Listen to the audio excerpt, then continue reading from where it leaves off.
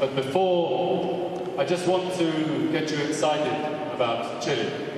I've got the opportunity to give you perhaps some ideas and some reasons why you can tell some stories. We've heard an awful lot about storytelling.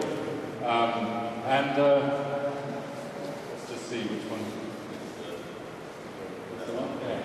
And I want to give you just very quickly some ideas that might give you some ideas to tell some stories about Chile, and you can get excited about Chile. Tell stories about this ridiculously shaped country, which is so long that if you put it on a map of Europe, it would stretch from the north of Norway to the middle of the Sahara Desert, but it's only as wide as from London to Oxford. And it has the highest number of active volcanoes in the world, and it has the highest lake. It is a strange place. It has the driest desert. So tell stories about that. Tell stories about the fact that it is arguably one of the nicest places for any winemaker to grow grapes, because the climate is so unique and so special, and the grapes can be so healthy, because after all, grapes are like you and me. We love lying out in the sun, but we don't like getting too hot, especially at night. So tell stories about why the climate is so different, about the high Andes and the very cold ocean, the coldest ocean in the world that is so close. I mean, you can never get lost in Chile.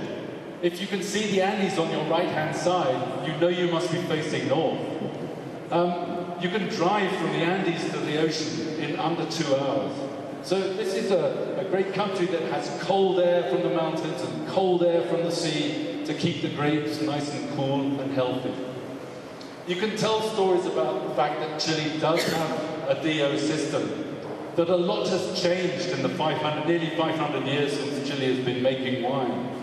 And the most change has taken place in the last 20 years. In fact, I'd go further and say, actually, the most change has taken place in the last 5 years, and there's more change coming. So more and more regions are being developed, especially on the coast, and the wines that we're going to taste at lunch, 4 of those wines have come from coastal regions, nearer the ocean, to get more cool climate.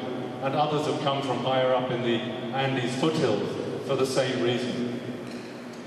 You can tell stories about the success of Chile, but that would be a little bit too commercial, wouldn't it? But there has been fantastic growth all over the world. There isn't a market that isn't growing.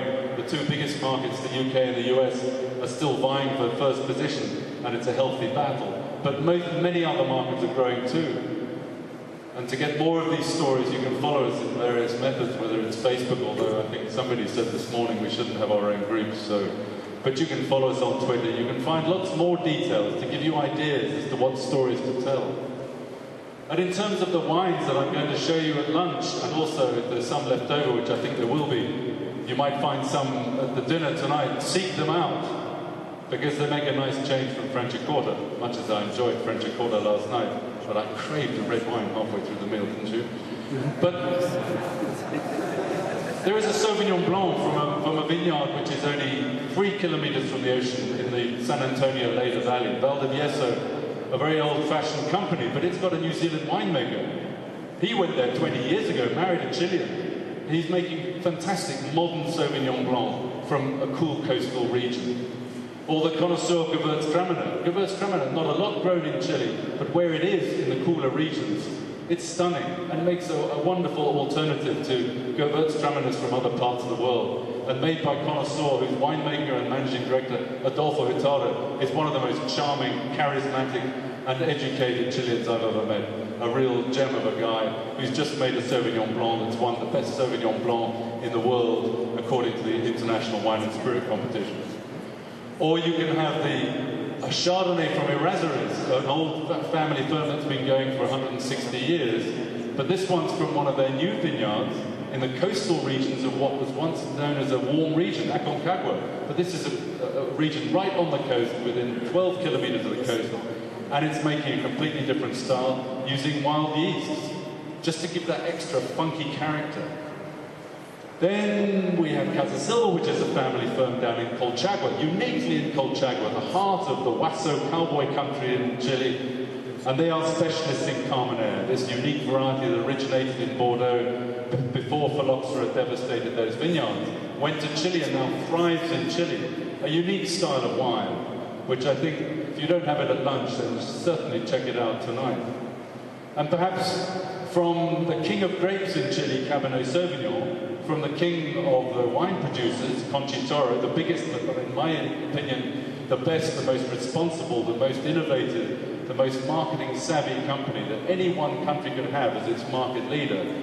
They're making the Maquis de Casa Concha in the Maipo Valley, the heart of Chile's old-fashioned regions, and using the grape variety which thrives so well in that region. And finally, from Conchitoro, a late harvest.